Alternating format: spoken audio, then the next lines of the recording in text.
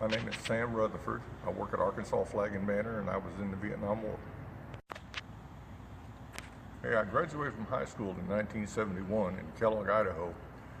And when I got out of our high school, I realized that I had already made my mind up to join the military.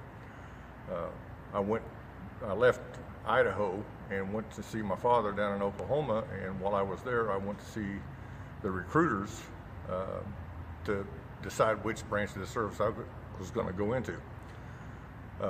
I went to every recruiter, and my final decision was to join the Air Force. I joined the Air Force in August of 1971, and I left Oklahoma and went to San Antonio, Texas for basic training. After basic training, I was stationed in Blyville Air Force Base, which is in northeast Arkansas, and I was there until June of 1972. At that time, our wing had been transferred to Anderson Air Force Base, Guam, in support of ArcLight, which was a bombing mission over North Vietnam. I was there for a year, and during that year's time, we flew sorties every day out of Anderson, bombing with B-52 bombers over North Vietnam. And my job was to support the bombers, refueling, and whatever else was necessary to support that mission. After that year's time, I left Anderson and was stationed in Germany. When I was in Germany, I was taken out of a SAC unit and was put into a TAC unit, which is a fighter unit. And at that time, my support job was supporting the fighter units, making sure the aircraft flew, and had, if there was something needed to support that unit, that was my job to make sure that happened.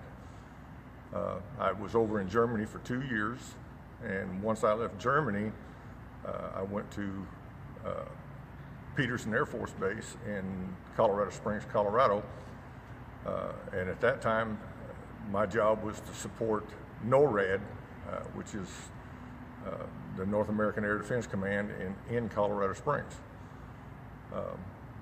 I was there for almost a year, and after I left there, I went to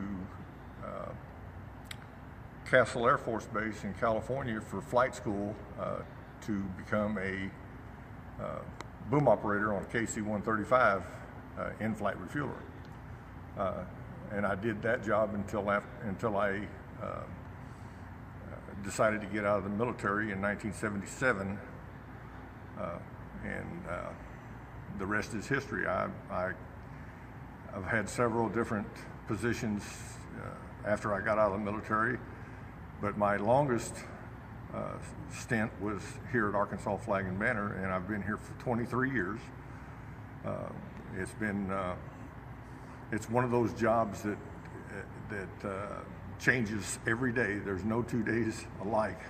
There's always something happening.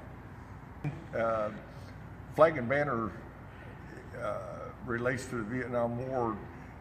Back in those days, patriotism was extremely high. Even though Vietnam was not a very popular war, I think that the patriotism was high back then, where I don't think it is as high now,